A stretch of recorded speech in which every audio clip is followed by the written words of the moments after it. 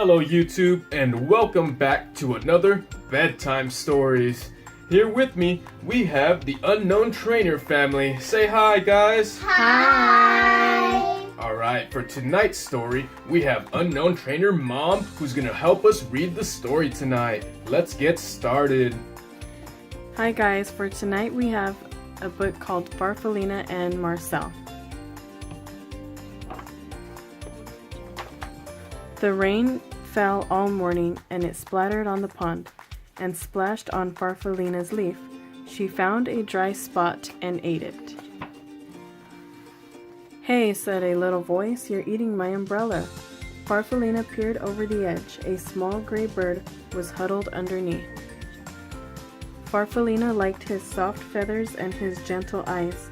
"I'm Farfalina," she said, and she slid down to the ground. "My name is Marcel," said the bird. He liked Farfalina's smile and her pretty colors. The rain turned to a drizzle and Farfalina wanted to play. "I'll hide and you find me," she said. Marcel agreed. Farfalina hid under a fern close to the ground because she knew that Marcel couldn't climb. "Now I'll hide," said Marcel when he found her, and he hid right behind the tree because he knew Farfalina moved slowly. "I can take you for a ride on the pond," said Marcel. Farfalina inched her way up to Marcel's back.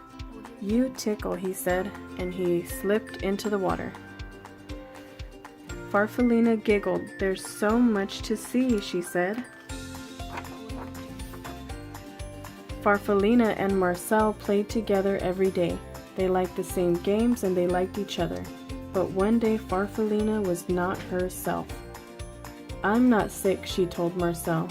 "Just a little uncomfortable. I need to climb up onto a branch and rest for a while." "I'll wait for you," Marcel called. As Farfalina made her way up the tree, Marcel watched until Farfalina was completely out of sight, and then he settled himself in the grass and waited. Night came and then morning, but Farfalina didn't come down. Marcel called to her, but she didn't answer. He was very worried and terribly lonely. Weeks went by. The afternoons grew longer and warmer, and Marcel went to the pond. He was growing, and when he looked at his reflection in the water, he hardly recognized himself. He went back to the tree every day to look for Farfalina, but she was never there, and after a while he gave up. At the top of the tree, Farfalina was snuggled in a blanket of glossy silk. She too was growing.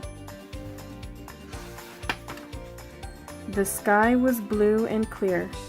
The morning she was ready to come out and open her beautiful new wings.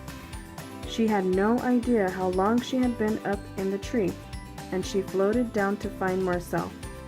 "I'll just wait," said Farfalina when she didn't see him, and she sat on a flower. Night came and then morning, but Marcel wasn't there. Farfalina was tired and confused, and she fluttered around a bit and went to the pond. The pond was glassy smooth except for the ripples made by a large, handsome goose who was swimming in solitary circles. Farfalina shivered with disappointment. She went to the pond every day to look for the small gray bird named Marcel, but he never came. One morning the goose stopped his silent rounds and spoke to her. "You must like it here," he said.